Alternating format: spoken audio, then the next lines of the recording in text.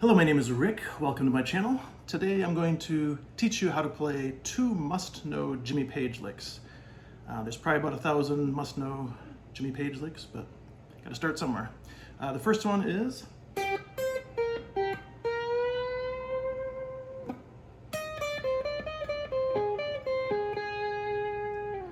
it's from Since I've Been Loving You.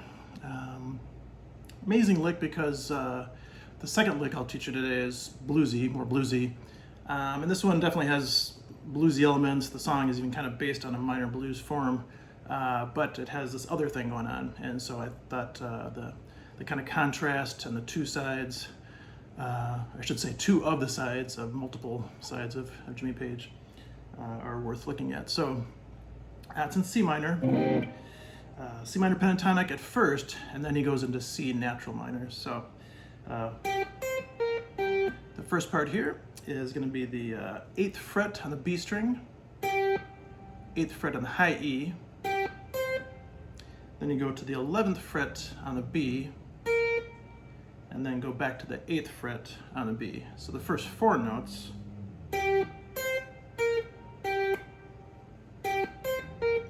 So that's just all C minor pentatonic so far. Then you're going to bend this 11th fret, this B flat note, up a whole step, so you could use the 13th fret as your guide.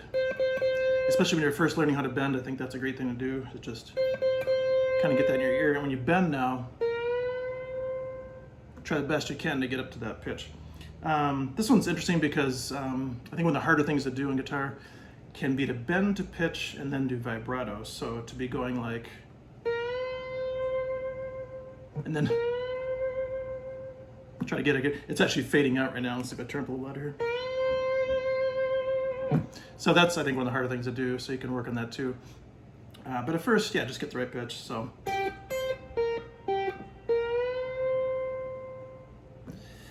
still just C minor pentatonic. And then when he goes this,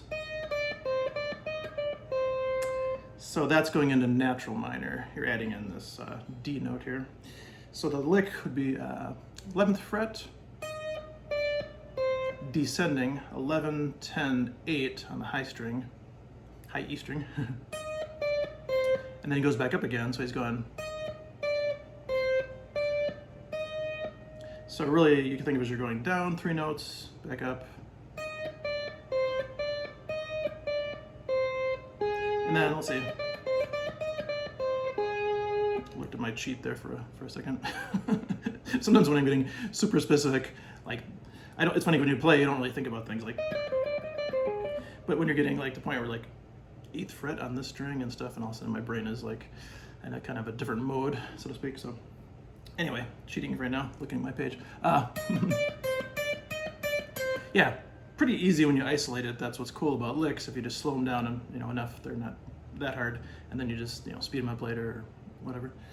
So yeah, so I'll go a little slower here with the actual frets. 11, 10, 8, 10, 11, 10, 8. Then, really cool sounding note here, he goes to the 9th fret of the B string, and then back to this D note, which is 10 on the high E,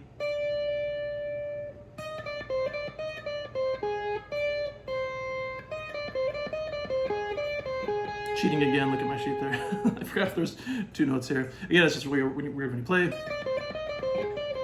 See, I'm just gonna play that without thinking about it, but so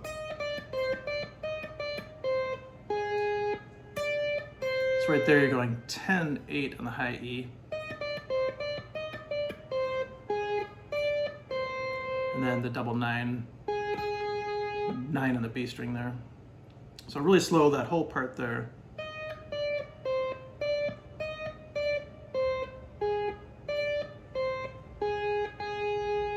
And then I'm going to stop after the next 2 notes. So that's 8 on the B and 10 on the G. And he goes off and does, the rest of, if you haven't heard it, the rest of it is just amazing. For sure, check out, 1975, Madison Square Garden, Zeppelin playing, when he rips into the main middle solo. just like the ferocious, like he spins around, does this insane thing. My students always talk about that. So yeah, it's cool because if you look at the scale, maybe just to digress or integrate here for a second, the scale, and I might as well just show it to you. It's a C minor scale, C natural minor, and it's a 8, 10, 11 on the E string and then the A string. So 8, 10, 11, 8, 10, 11. D string is going to be just 8, 10. Then you go back to the 7th fret on the G, goes 7, 8, 10. And then you retain that pattern. If you want to think of it as finger-wise, it's like index, second finger, little finger, go up to the 8, 9, 11 on the B string. So to review that again, what I'm doing, I'm going like this. See how it's the same pattern. And then on the high E, it's 8, 10, 11. So you can kind of see where he's getting a lot of those notes from.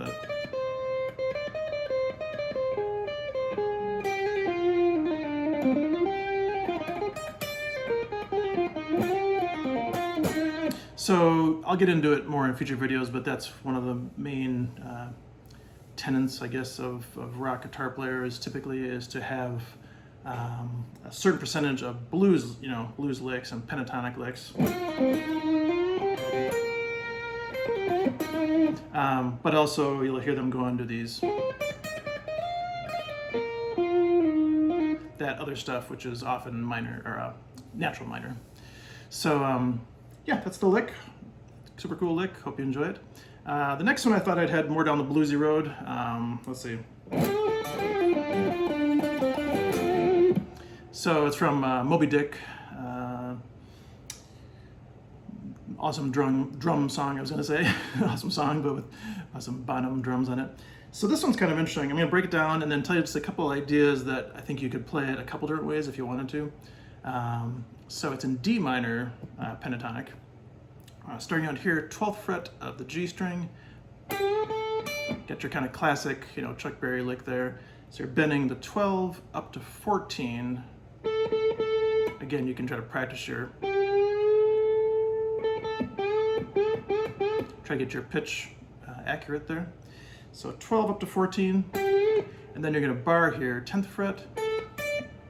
Now this is where it gets a little bit specific. I think some people think that he hits and then hits both those strings there. And it does kind of sound like that to me. But in my opinion, just because you're a right hand, if you want to just do down, down, up on single notes, to me that sounds good too. But a couple different ways you can play it would be almost imperceptible to the average person in the audience, So yeah, so you're gonna bend that string, bar the 10th fret, first two strings, do that, or, and then this lick right here, he does a quick bend, same note here, 12th fret on the G string, which is a G. You bend it up and then you pull off to 10 here. That's a really good thing to work on if you haven't, so you go, and you pull off without repicking again.